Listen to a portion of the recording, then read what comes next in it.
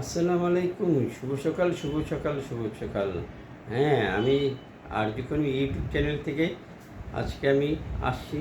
এই জন্য আসছি, আজকে সেই বাংলাদেশের টেস্ট খেলা। আমি একটু খেলাপ্রেমী, আর সেই খেলা ধারণ করে এবং ফেসবুক লাইভ এবং ইউটিউব চ্যানেলে জানিয়ে দিই।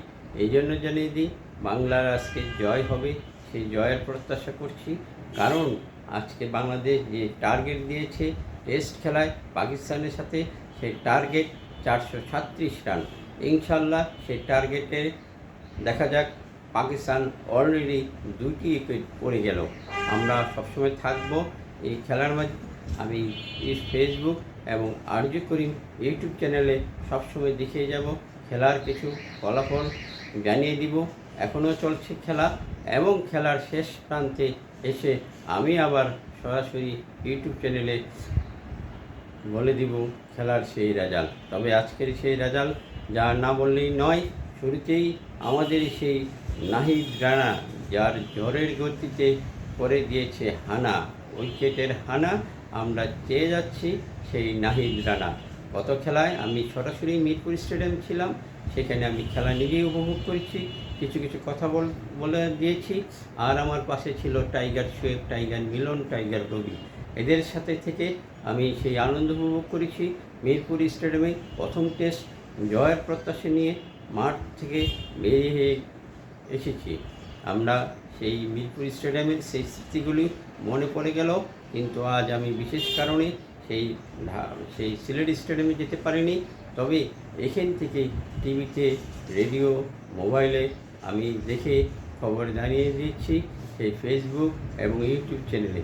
যারা যারা আমার ফেসবুক লাইভে আছে, তারা শুরুতেই ওরা লাইক দিবে, শেয়ার করবে এবং জানিয়ে দিবে বাংলার জয় হবে কি না। কমেন্ট বক্সে আমি জানবো, শুনবো এবং পড়ে নিব, এবং সবাইকে নাম উল্লেখ করে অভিনন্দন, শুভেচ্ছা এবং তাদেরকে আন্তরিক অভিনন্দন, শুভেচ্ছা জানিয়ে দিচ্ছি।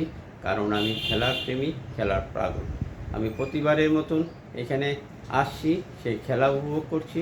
একের পর এক সেই খেলা আমি ধারণ করে যাচ্ছি। ইনশাল্লাহ আজকে আমরা খেলা উপভোগ করব, আর খেলার সেই রেজাল্ট, ফলাফল আমি সরাসরি আমার ইউটিউব চ্যানেলে জানিয়ে দিব। আজকে এই পর্যন্তই, দেখা হবে আগামীকাল। সেই যদি খেলা হয়, অবশ্যই খেলার ফলাফল আমি জানিয়ে দিব। তবে আজকে যে খেলা শুরু হয়ে গেল, যা নাও বলতেই নয়, বাংলাদেশের সেই টার্গেট দিয়েছে 436 রান। এই পর্যন্ত বাংলাদেশ 436 রান টেস্ট ইতিহাসে আজ পর্যন্ত কেউ করতে পারেনি। ইনশাল্লাহ আমরা দেখে যাচ্ছি, খেলার ফলাফল আমি জানিয়ে দিব। সবাই থাকবে আমার খেলার মাঝে, ইনশাল্লাহ আমি দেখে যাচ্ছি। আজকে এই পর্যন্তই। পরবর্তীতে আমি সেই বাংলাদেশের সেই খেলা হবে মিরপুর স্টেডিয়াম, বাংলাদেশ অস্ট্রেলিয়া। সেই 6 জুন টেস্ট ক্রিকেট হবে, ওয়ানডে হবে, ক্রিকেট হবে।